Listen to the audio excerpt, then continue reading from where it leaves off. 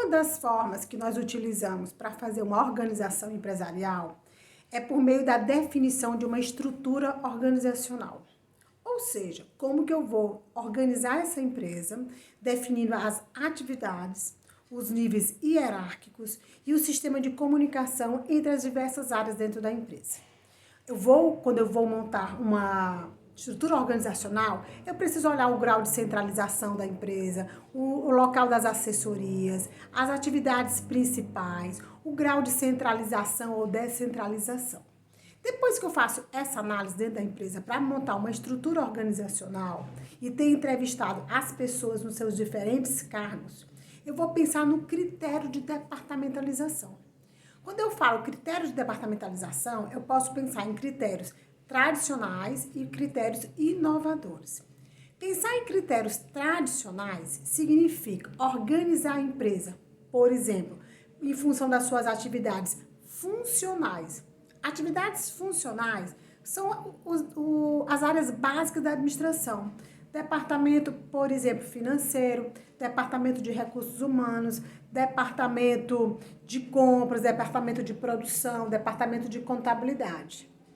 Eu posso pensar de montar um outro tipo de estrutura, como, por exemplo, uma estrutura baseada por área geográfica. Sabe essas grandes empresas que estão distribuídas em várias partes do país?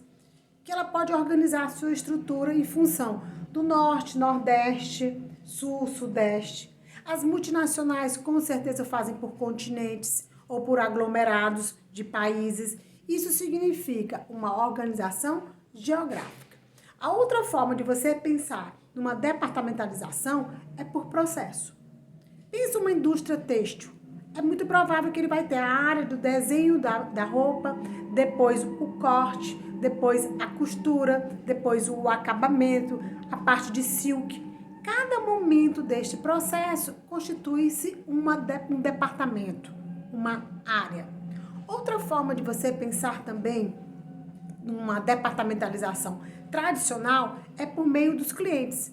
Sabe esses grandes magazines que você vai lá e tem o público, roupa para o público feminino, roupa para o adulto, roupa para a criança? Você separa a tua estrutura organizacional em função do cliente. Também você pode pensar numa departamentalização por produtos. Olha para um supermercado. Você tem lá a área de laticínios, você tem lá a parte de carnes, você tem a parte de pães e padaria, você tem a área de produtos de limpeza, ou seja, você organiza a tua empresa em função dos produtos. Você também pode departamentalizar por período. Tem empresas que trabalham 3 turnos. Então, eu posso pensar na departamentalização por turno. O pessoal da manhã, o pessoal da tarde, o pessoal da noite. Também posso criar uma departamentalização baseada na amplitude de controle. Não, eu vou colocar 2, 3 áreas, porque são tantas pessoas que eu tenho que controlar que não dá para uma pessoa só fazer o controle. Há quem diga que você nunca deve colocar mais de 8 subordinados em relação a uma pessoa, porque senão você não vai conseguir controlar. Claro que isso é um número, não é uma regra. Mas eu diria assim, 8 pessoas, às vezes, é muito pouco. Quanto mais cada vez que as empresas estão diminuindo suas estruturas. Mas vamos pensar assim, 8 grandes assuntos não devem ser mais do que isso que uma pessoa deve controlar, porque senão ela vai ter dificuldade.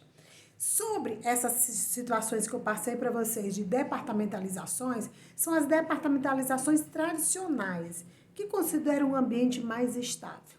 Mas também tem outras departamentalizações, que são as inovativas. Elas consideram que o ambiente não é estático e que ele é muito dinâmico.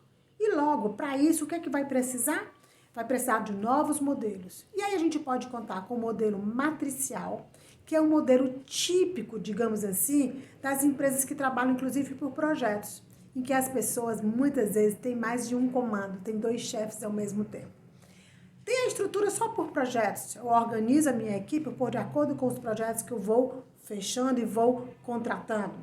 Eu posso pensar também em departamentalizações por células de trabalho e olhando a célula de trabalho como uma entidade que gera receitas e que ao mesmo tempo tem uma relação de custos.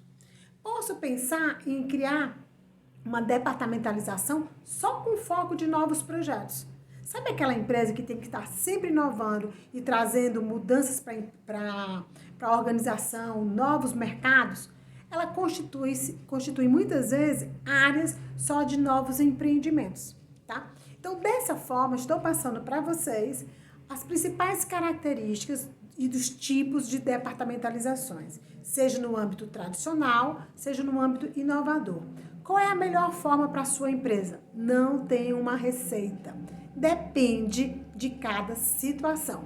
Analisa o teu negócio e você, se for preciso também, mescla vários tipos de departamentalizações, de forma que atenda à estratégia da tua empresa. Ok? Boa sorte na sua departamentalização empresarial.